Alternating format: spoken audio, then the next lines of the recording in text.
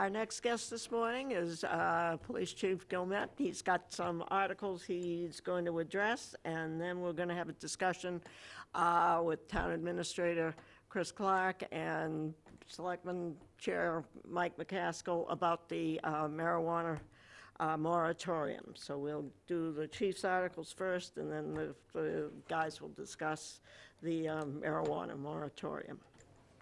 Thanks, Peggy.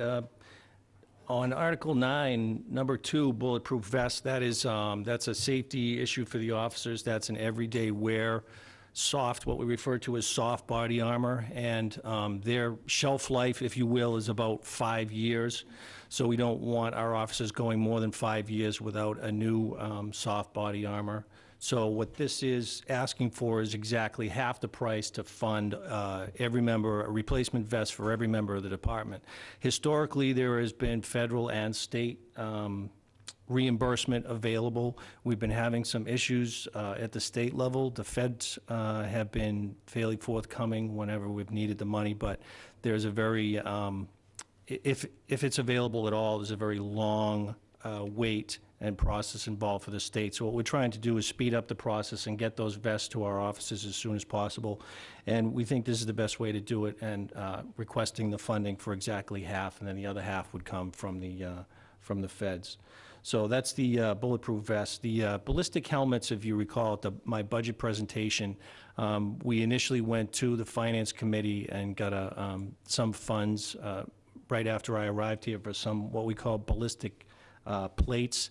And those are different from soft body armor. They're hard ceramic plates that an officer can don if he's going into a situation where there's definitely going to be shooting involved with high caliber like rifles, because rifle rounds will go right through soft body armor. So to complete this package, what we refer to sometimes as like an active shooter kit, along with that ballistic plate that would be stored in each marked cruiser, there would be a ballistic helmet that the officer could put on. And that is, as I alluded to in my budget presentation, that is quickly becoming an industry standard for all marked police units in responding to these type of situations. It's a sad commentary that we have to prepare this way, but it is extremely important for officer safety, so that's why we requested those funds. And the electronic signboard, I know everybody that lives in town has seen those. We just had one out in front of our station going with some information over the past couple weeks. It's a very valuable piece of equipment that can be used by, in all town departments actually, but we use them probably the most as far as to get information out to the public for traffic management, for if we had a critical incident in town where you could go or get information, and road races, things like that, for detours and upcoming road closures. So it's a very critical piece that we need. The ones we have are aging and they're kind of out of date, so we requesting funds for that as well. And Chief, these are coming from free cash? That's correct, yeah, on Article 9, funded out of free cash. Yep. And then Article 10, what we have on Article 10 is the Public Safety Complex Security System Replacement.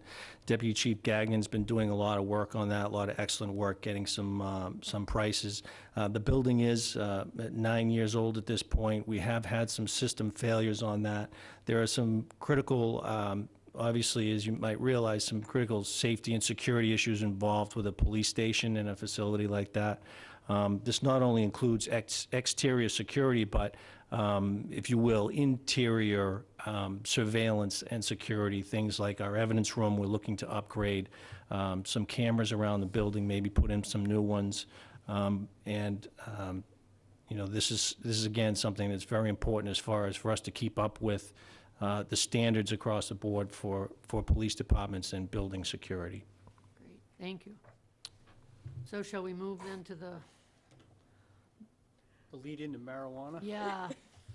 Can you give the folks at home a little genesis of how this article came to be?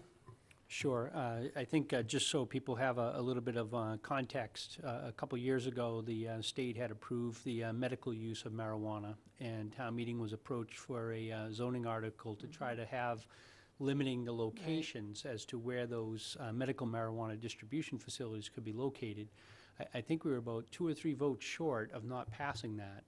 And what the impact of that does is that then opens us up to having those facilities come in and can go anywhere in town.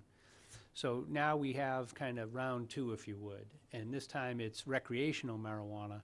And the idea behind this is that it's not so much we get it that the state passed or the voters passed statewide for the recreational use, but they also have an element to that section of the law that was passed of where can you actually buy in a retail shop.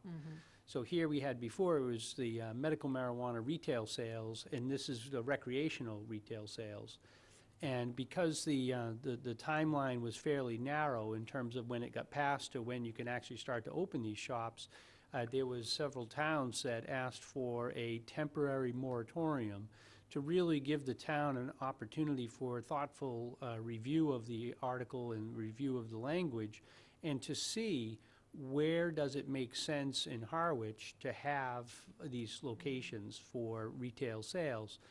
So what this does is, because the timeline was so tight, this basically just gives us a period of time, I think it's about 6 months, additional beyond the law, to actually be able to do careful study, obviously with the input from the police and the input from the planning board, of where does it make sense in the community to have retail recreational marijuana sold.